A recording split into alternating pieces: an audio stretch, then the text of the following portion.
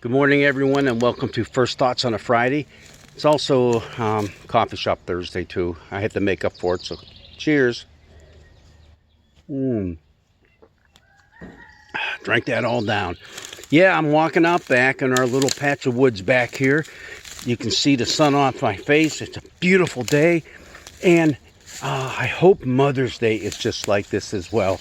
I mean, we all look forward to having a beautiful Mother's Day for our moms, or to celebrate their life if they've gone on to be in glory. A lot of good stuff like that.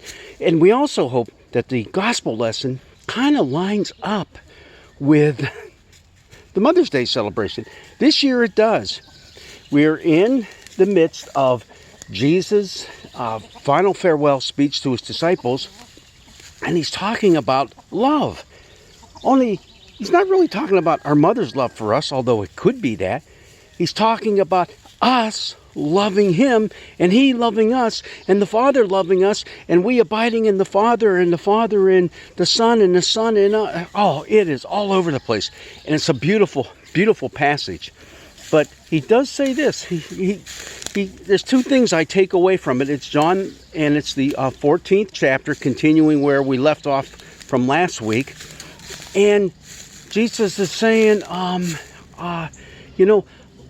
here's only one thing I want you to do, and that's keep my commandments. Wait a minute.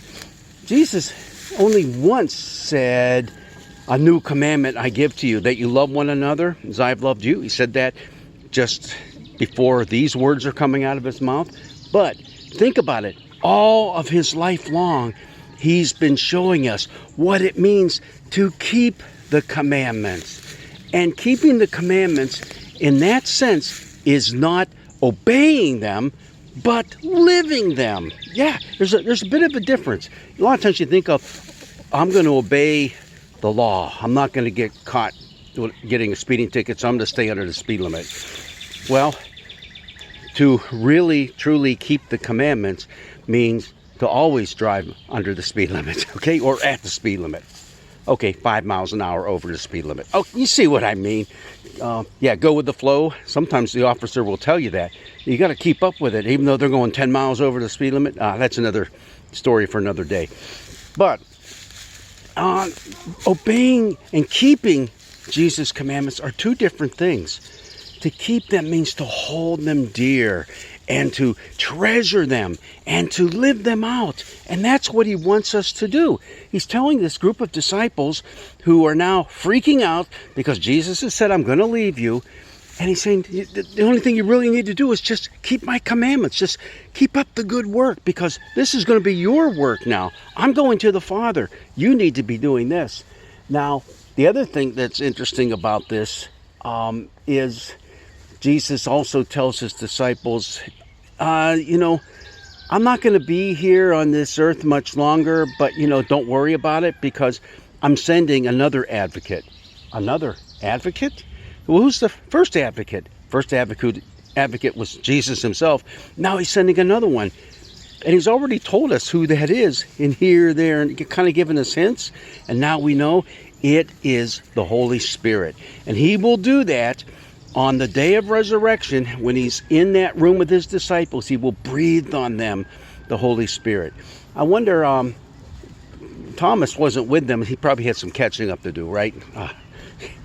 He got a good taste of the Holy Spirit when he finally did meet up with Jesus.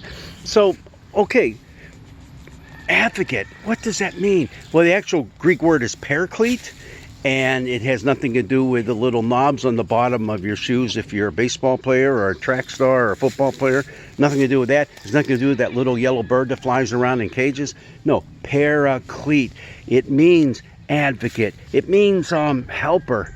It means one who is by your side, giving you instruction, giving you aid in the moments that you really need it. It's really an interesting word, and a lot of people, and a lot of translations I've read lately, tend to just leave it as that word in the Greek, paraclete. They don't want to touch it. It means so many different things, good things, about Jesus being with us through the Holy Spirit. So this is a pretty cool passage that we have coming up this week. And the other reason I really like it, there is a deep emphasis on love. You know, keep my commandments, treasure my commandments, and just remember the one I just gave you, love one another as I've loved you. Because when you really look at it, this coming Sunday is May 14th. It's the 1-year anniversary of the tragic shooting at the Tops in Buffalo, in which 14 people were killed. I think I have that number right. If not, it's close to that. And it's one in which we think about them. We think about what it means to love one another. How do we respond to the tragedy now? How do we respond to all the mass shootings that are going on around our country? Yeah, and we've heard of a few going on around the world, and maybe we just don't hear of all of them because, hey, that's not our little corner of the universe. So we're not going to worry about what happens overseas, but we should, because all of us are made in the image of God. All of us are God's beloved children. That word of love applies to how we relate to everyone around us. So keep that in mind as we approach this Sunday as well. Well, it is just gorgeous out here. I'm going to turn a little bit this way so you can see my favorite tree right there. Big, giant maple. Holy mackerel, that thing is huge. And it's just getting older. Well, as I'm getting older too. Yep. Okay. God's blessings be with you. Go outside. Take a hike. Enjoy this wonderful day. Hopefully it's as nice where you are as it is here, so that we can bathe in the sunshine that is God's gift to us on a grand and glorious day in May. Blessings be with you.